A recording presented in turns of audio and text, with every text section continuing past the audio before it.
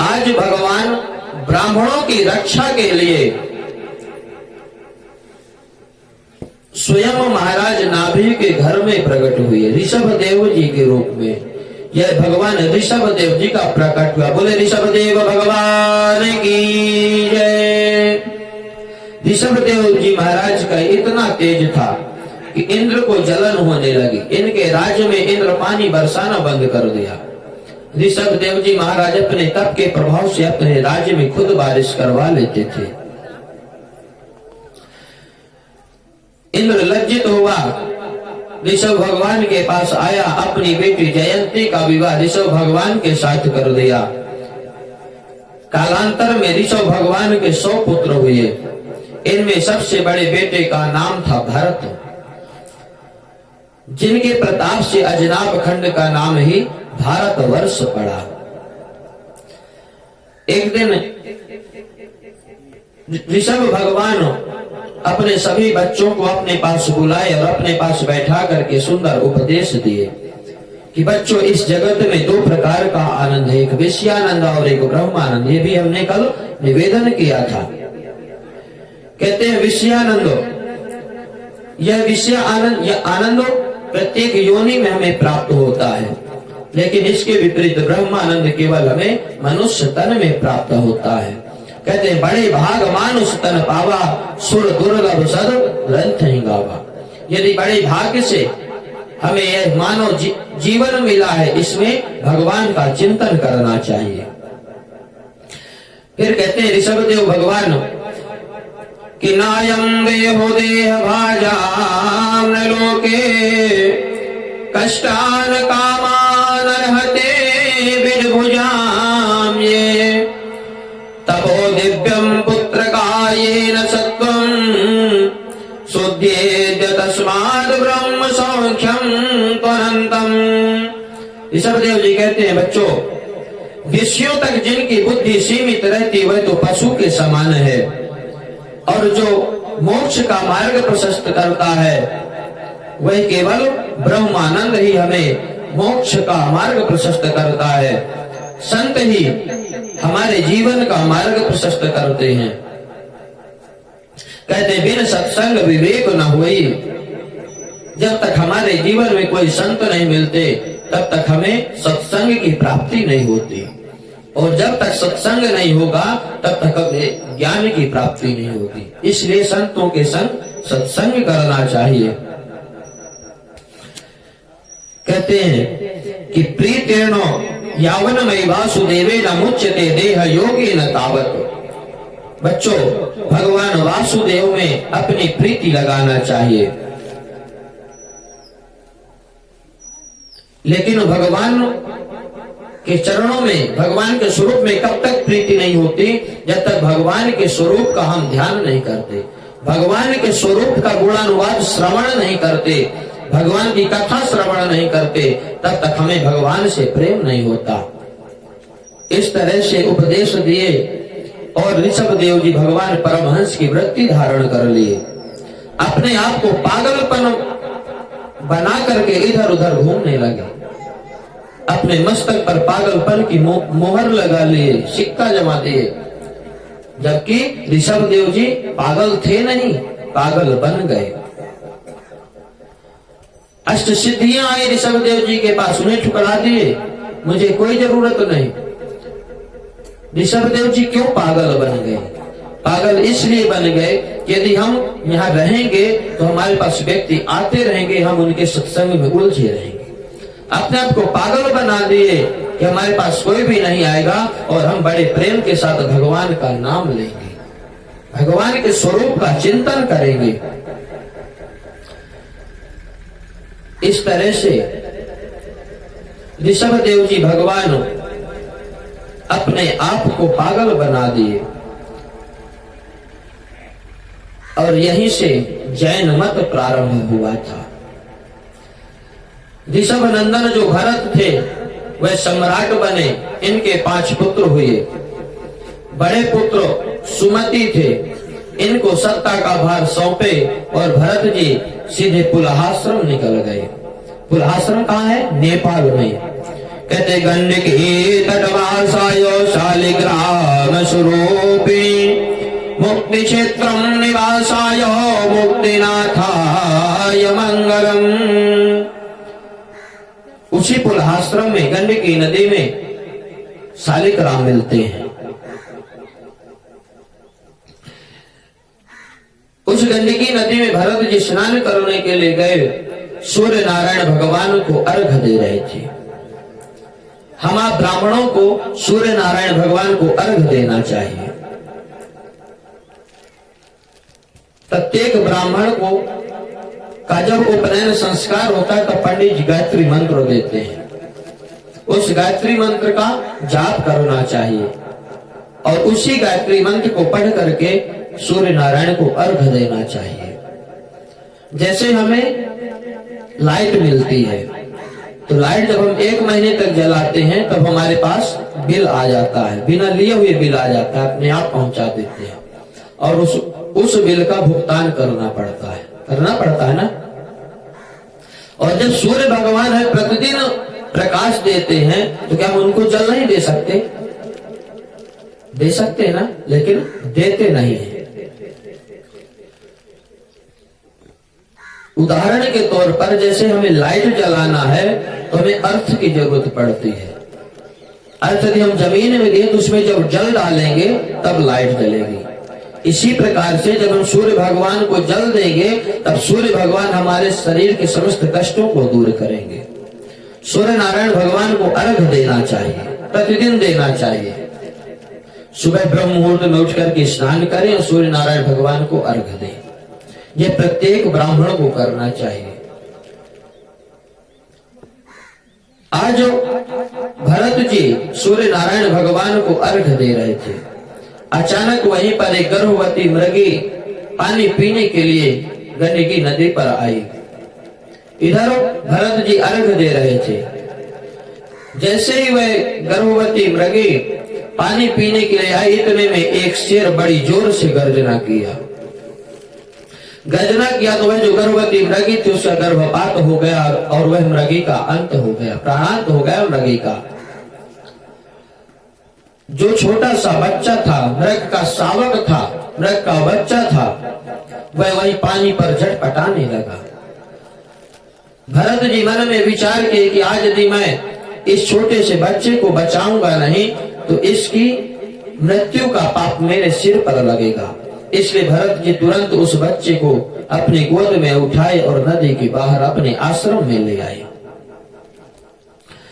अब धीरे धीरे भरत जी का चित्त भजन से हट गया और मृग पर लग गया। वह मृग जैसे बड़ा हुआ,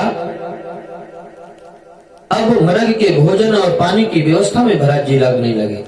जैसे ही भरत जी भगवान का भजन करने के लिए बैठते तैसे ही वह मृग आ जाए और भरत जी का पैर चाटने लगे, कहीं हाथ चाटने लगे। आज भरत जी उस मृग से बहुत प्रेम करने लगे। आज ऐसा समय आया कि आज भरत जी उस मृग के बिना रह नहीं सकते। एक दिन आश्रम के सामने से मृग का झुंड निकला और वह मृग का बच्चा जाकर के वह मृग के झुंड में मिल गया और मृग के साथ चला गया। भरत जी उस मृग को इधर उधर खूब ढूंढे लेकिन वह मृग नहीं मिला।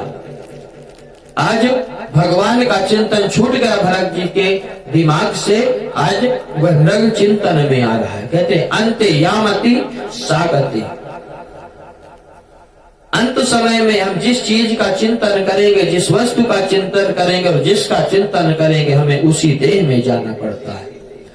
आज भरत जी अपने मन में मृग का चिंतन कर रहे थे कि ना जाने वह मृग कहाँ गया होगा, कैसा होगा, किस प्रकार होगा। ऐसा सोचते ही भरत जी के प्राण निकले और अंत दूसरी योनि में भरत जी को मृग बनना पड़ा। आज मृग योनि में भी रहते हुए भरत जी भगवान को भूले नहीं, भगवान का चिंतन करते रहे। कुछ समय के बाद भरत जी का वह मृग शरीर छूटा और पुनः तीसरा जन्म अंगिरा गोत्री ब्राह्मण के परिवार में हुआ। ये भरत जी 9 भाई थे। सब पढ़ लिख करके बड़े वेद पाठी विद्वान ब्राह्मण बने। आज भरत जी को पिताजी वेद तो खूब पढ़ाते, लेकिन आज तक भरत जी गायत्री मंत्र याद नहीं किए। गायत्री मंत्र क्यों याद करके नहीं सुनाए कि पिछले जन्म में मैं इतना विद्वान था, उसके बाद भी मुझे एक मृग का चिंतन हो, मृग बनना पड़ा। अब इस जन्म में मैं ऐसी गलती नहीं करूंगा, इस जन्म में केवल भगवान का भजन करूंगा। आज यदि पिताजी मुझे पढ़ा देंगे तो कल बोलेंगे वहां सत्यनारायण की कथा सुनाने के लिए जाना है, मुझे जाना पड़ेगा और मैं फिर से वही अपने घर परिवार के भरण पोषण में पड़ जाऊंगा, भगवान को भूल जाऊंगा। आज भरत जी गायत्री मंत्र याद करके पिताजी को नहीं सुनाए। पिताजी बोले मैं तो तुझे पढ़ा करके परेशान होगा, लेकिन आज तक तुमने गायत्री मंत्र तक याद नहीं किया। कितना मूर्ख है तू, कितना जड़ है। आज से भरत जी का नाम जड़ भरत जी पड़ जाता है। इधर जड़ भरत जी को लगा कि हम जब तक दुनिया के मतलब के रहेंगे तब तक दुनिया हमारे पीछे पड़ी रहेगी। बचपन से ही जड़ भरत जी अपने आप को पागल घोषित कर दिए। आज जड़ भरत जी अपने आप को पागल सिद्ध कर दिए, और जब पागल हो गए तो फिर विवाह कौन करता। जब तक पिताजी थे तब तक तो जड़ भरत जी का खूब ध्यान हुआ। जैसे पिताजी और माता जी पधार गई और घर में भाभी जी और भैया का चलने लगा, तो भैया तक तो बात ठीक रहती है। जब बात भाभी जी तक आती है तो भाभी जी क्या सोचते हैं कि फालतू खाता है और पड़ा रहता है। अपने भाइयों को उकसाने लगती है अपने भाई के प्रति कि यह केवल खाता और पड़ा रहता, कोई काम नहीं करता। एक दिन भाई कहते हैं कि भैया भरत ना हो तो खेत चले जाया करो, खेत में चिड़िया आती हैं, दाना चुगती है, इसलिए खेत में जाकर के खेत देख लिया करो। जड़ भरत जी कहते हैं ठीक है। जड़ भरत जी खेत में चले गए, और जब खेत में गए, खेत में जाकर के बैठे थे, चिड़िया आई, वह चिड़िया दाना चुगने लगी। तब भरत जी कहते हैं कि राम जी की चिड़िया, राम जी का खेत, खाओ रे चिड़िया भर भर पेट। चिड़िया दाना चुग रही, भरत जी बढ़िया आराम से बैठे भगवान का भजन कर रहे हैं। भरत जी के भाई आए, देखते हैं कि अरे भरत तुम यहाँ बैठे हो, चिड़िया दाना चुग रही हैं। तो भरत जी कहते भैया चिड़िया इसे अपना खेत समझती हैं, और हम भी पर भगवान के द्वारा भेजे हुए हैं, चिड़िया भी भगवान के द्वारा भेजे हुए हैं, यह खेत भी भगवान का है, इसलिए वह चिड़िया अपना खेत समझे इसलिए चुग रही हैं। जड़ भरत जी के भाई बोले कोई काम तो नहीं, चलो यहाँ से। जड़ भरत जी वहां से चल दिए। रास्ते में जा रहे थे, खेत में कुटिया बनाए और रहने लगे। इधर उधर खेत देखे, भजन किए और उसी कुटिया में रहते थे। एक दिन एक डकैतों का सरदार रहा करता था। वह भद्रकाली के मंदिर में मन्नत मांगा हुआ था, यदि मुझे पुत्र होगा तो मैं आपको नर बलि चढ़ाऊंगा। आज भद्रकाली मैया प्रसन्न हो गई और उस डकैत के एक बालक हुआ। नवरात्रि का समय आया, वह डकैत काली मैया के मंदिर में बलि देने का विचार बनाया। अपने सैनिकों को आदेश दिया, जाओ भाई एक बड़े हट्टा कट्टा पुरुष ढूंढो। सैनिक गए पुरुष को ढूंढने के लिए, तो खेत में जड़ भरत जी पड़े हुए थे। मन में विचार किया बढ़िया हट्टा कट्टा पुरुष इसी को ले चलो। डकैत तो जड़ भरत जी को पकड़े और सीधे ले आए अपने सरदार के पास। रात में बढ़िया स्वागत किए जड़ भरत जी का, बढ़िया दिव्य भोजन, मालपुआ, रबड़ी, रसगुल्ला खिलाए। आराम के दूसरे दिन जड़ भरत जी को स्नान करवाए, बढ़िया भोजन करवाए। अब लेकर के जाने लगे जड़ भरत जी को काली मैया के मंदिर में। जड़ भरत जी पूछते भैया कहाँ लेकर के जा रहे हो? तो सैनिक कहते हैं भैया कल से जो इतने मालपुआ, रबड़ी, रसगुल्ला खवाए तो क्या खाली खवाए? आज उसी का समय आ गया, चलो पता चलेगा वहीं पर क्यों कल से कितना तुम्हारा स्वागत हो रहा था। आज जड़ भरत जी समस्त डकैतों के साथ काली मैया के मंदिर में आए। जड़ भरत जी काली मैया को प्रणाम किए सिर झुका करके और कहते हैं मैया, मैं तो यह जानता नहीं कि यह क्या कर रहे हैं क्या नहीं कर रहे हैं, लेकिन मैं तो यह जानता हूं कि मैया मैं आज तक किसी का अपराध नहीं किया, किसी के का अपमान नहीं किया, इसलिए मैया आप मेरी रक्षा करें। इस प्रकार से जड़ भरत जी काली मैया के चरणों पर सिर झुकाए हुए प्रार्थना कर रहे थे। इधर जैसे वे डकैतों का सरदार आया, तलवार निकाला जड़ भरत जी को मारने के लिए, तुरंत काली मैया प्रकट हो गई और डकैत के हाथ से तलवार छीनी और उन्हीं डकैतों का संहार करने लगी। सभी डकैत के जितने डकैत वहां पर खड़े हुए थे सबके गर्दन काट दिए। जैसे ही जड़ भरत जी काली मैया के चरणों से खड़े हुए तो वहां तो पूरे मंदिर का दृश्य बदल गया था। जितने डकैत खड़े हुए थे वह सब काल के गाल में समा गए थे।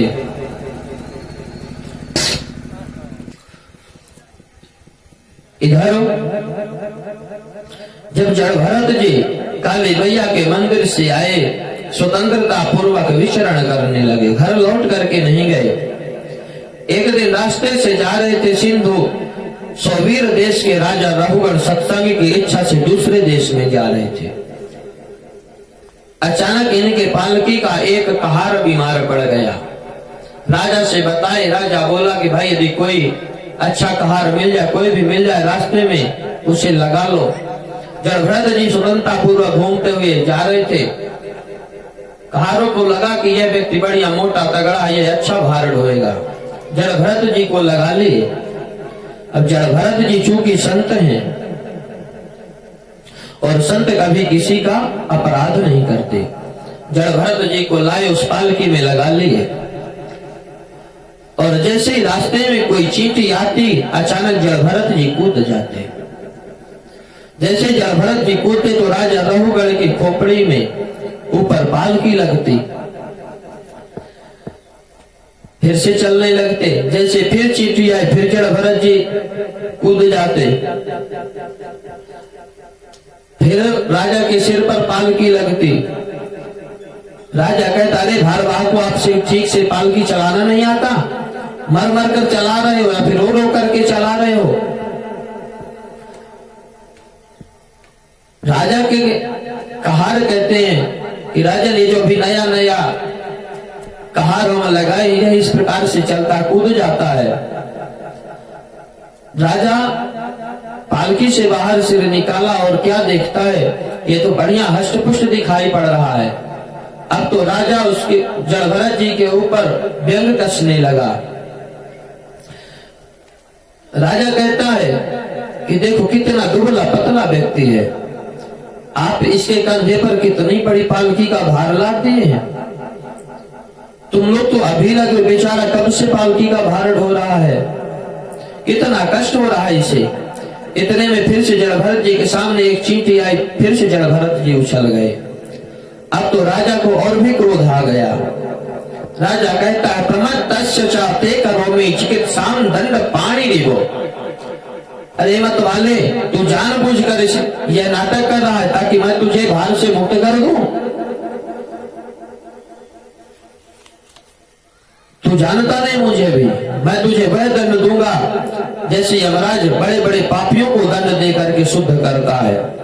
जड़ भरत जी को लगा कि यदि आज मैं नहीं बोलूंगा तो आज यह जो मेरा अपमान कर रहा है जरूर इसे नरक में जाना पड़ेगा। आज तक जड़ भरत जी बोले नहीं और आज जब जड़ भरत जी बोलने के लिए सोच रहे तो आज राजा रघुगण का कल्याण कर देंगे। कहते हैं कि आज ये मेरा अपमान करके जरूर नरक में जाएगा। आज जीवन में पहली बार जड़ भरत जी बोले और ऐसा बोले कि राजा रघुगण का कल्याण कर दिए।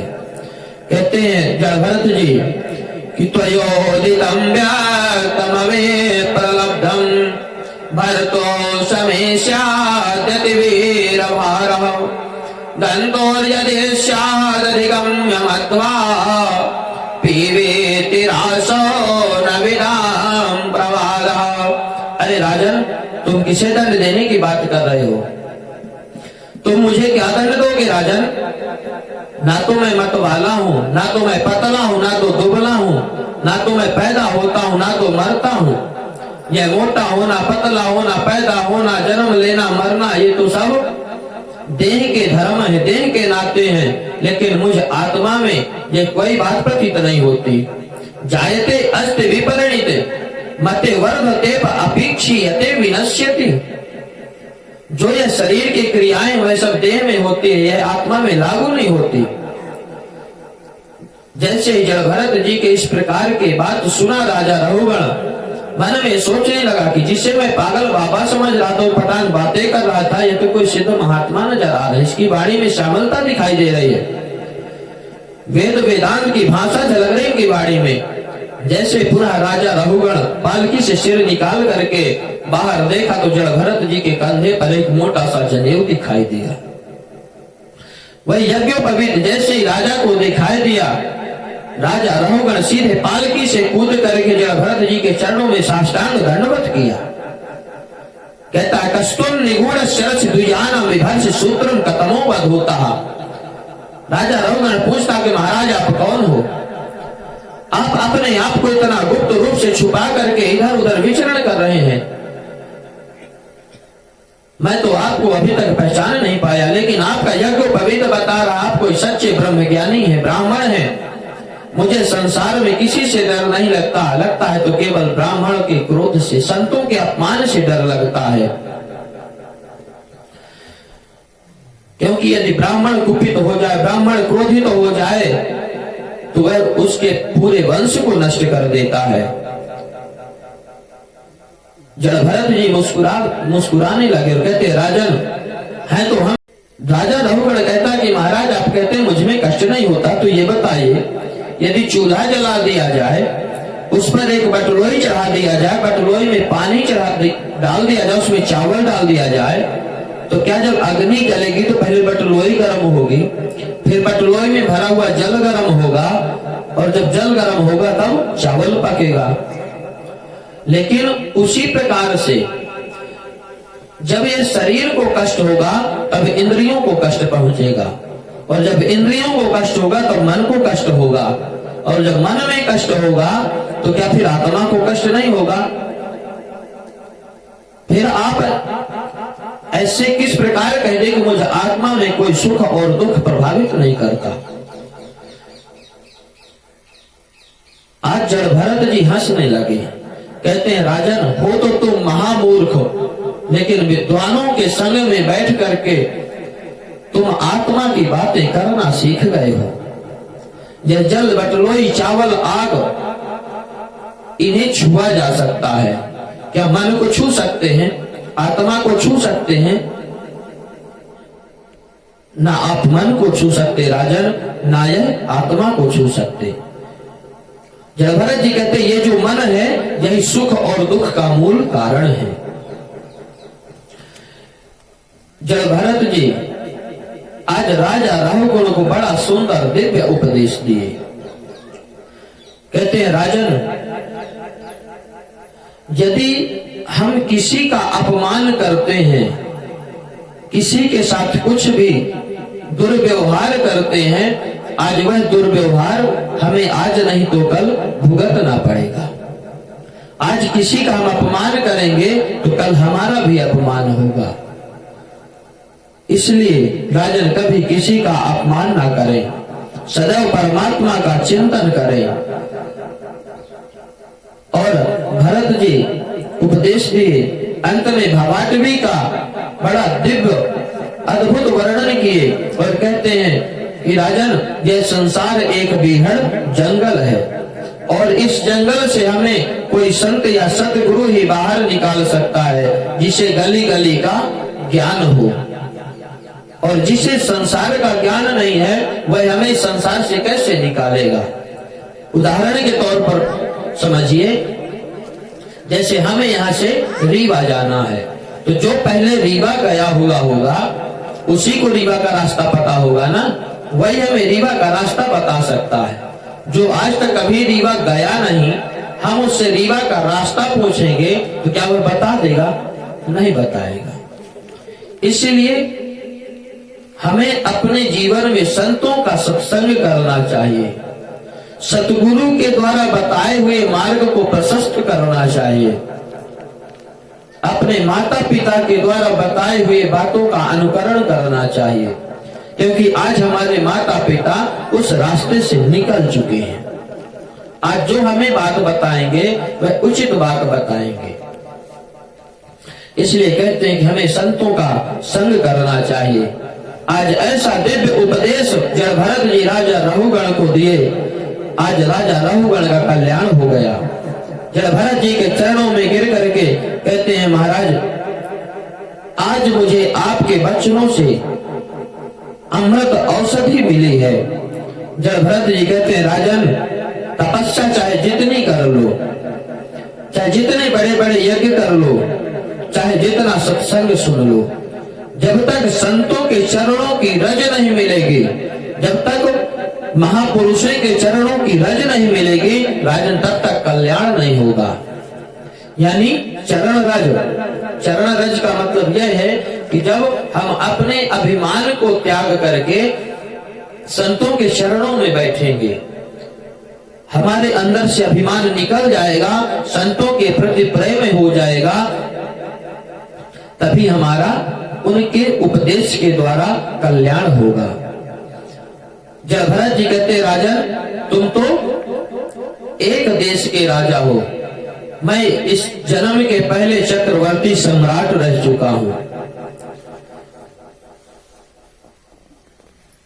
राजन मैं समस्त भूमंडल का राजा था, लेकिन यह सारा साम्राज्य, सारा राज्य, यह सब अनित्य है। यदि अपना वास्तविक कल्याण चाहते हो राजन, तो अपना यह अहंकार त्याग करके संतों के चरणों में प्रणाम करना सीखो। इस तरह से आज भरत जी राजा रघुगण को बड़ा सुंदर उपदेश दिए। आज राजा रघुगण अपने मन से सारा अभिमान निकाल दिया, जड़ भरत जी के चरणों में प्रणाम किया। आज जड़ भरत जी के द्वारा राजा रघुगण का कल्याण हो गया।